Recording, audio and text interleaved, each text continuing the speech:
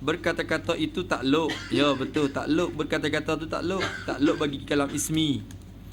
Tapi yang saya kurang faham, di mana? Kenapa Al-Quran itu qadimnya?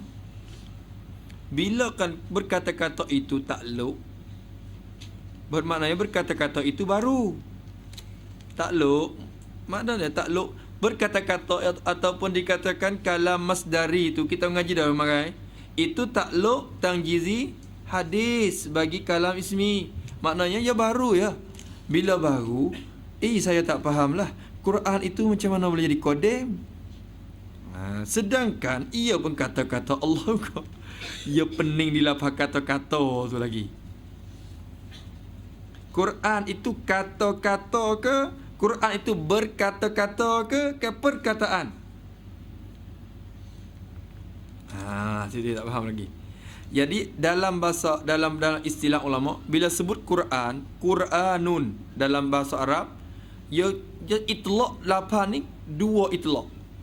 Dua guna Bila sebut Quran, ada Quran dengan makna sifat kalam yang ada pada zat Tuhan. Quran dengan makna sifat. Dan ada Quran dengan makna al-maktub ni, al-maqru' kita nak baca ni. Dalam mishaf tu. Itu Quran yang tertulis, tercatat di kertas-kertas.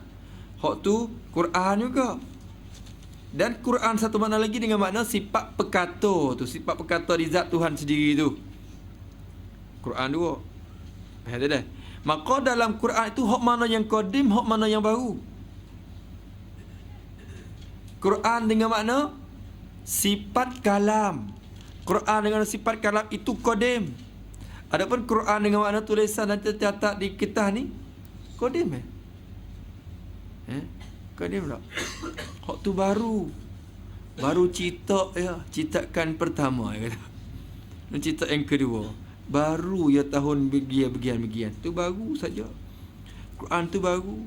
Maka tak jadi keliru bila kita reti itlaq dua itu. Kenapa Quran itu qadim? Quran mana yang qadim? Sifat kalam. Quran dengan mana sifat kalam Allah, sifat perkata Allah itu qadim. Sedangkan ia termasuk kata-kata Allah. Sedangkan ia termasuk dalam perkataan Allah. Yang masuk dalam perkataan itu apa? Ini lafzi. Kalau Quran dengan mana sifat kalam atau kalimat nafsaniyah, itu qadim. Boleh kata azali, boleh kata qadim. Ataupun Quran dengan makna perkataan ni, bacaan-bacaan kita dah baca ni, hak tu hadis, hak tu baru. Boleh faham tak? Nampak tak tu? Sebab tu kenapa Al-Quran itu qadim? Kenapa Quran itu qadim? Apa kenapanya? Kerana Quran itu itlaqkan dengan makna, dia tanya gini, dia tak dapat beza lagi tu. Dia tak dapat farak antara dua itlaq tadi tu. Kalau dia dapat beza lah, dia tak akan kata, tak tanya gini dah. Tu Quran yang qadim itu Quran dengan makna sifat kalam. Sebab tu Imam Ahmad tu Imam Ahmad tahankan diri untuk tak berkata Al-Quran itu qadim, Quran itu makhluk. Sedangkan Quran itu makhluk lah, ni tulisan tu.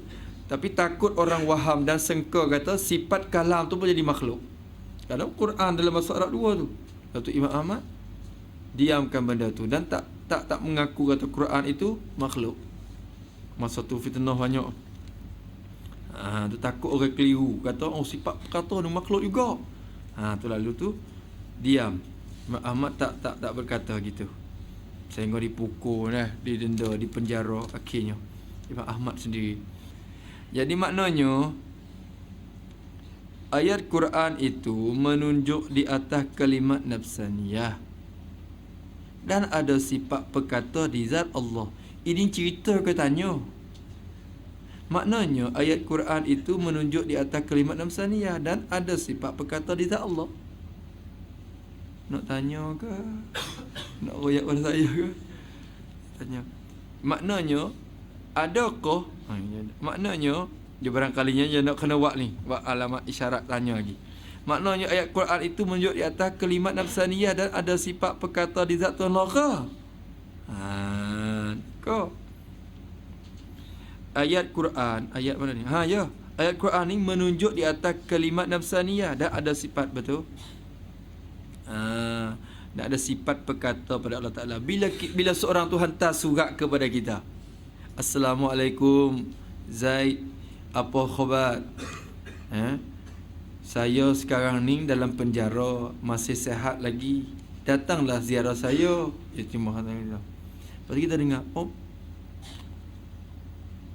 kita faham kata dalam hati Zaid itu ada perkataan-perkataan itu untuk nak cerita kepada kita. Bila dengar perkataan, dan tahu kata Zaid itu masih lagi sihat dan dia ada lagi sifat berkata. Kalau kita berjumpa dia akan boleh bercakap dengan kita ni. Tak itu. Bila dengar surat tu, tengok surat tu. Begitu juga Al-Quran, ayat Quran bila dengar gitu, Tuhan cerita benda tu, cerita benda ni, tu sudah menunjuk kata Allah Ta'ala tu berkata-kata nafsi. Dan dia mengibaratkan melalui ayat Al-Quran dengan bahasa Arab ni kepada kita, dapat kita faham benda tu.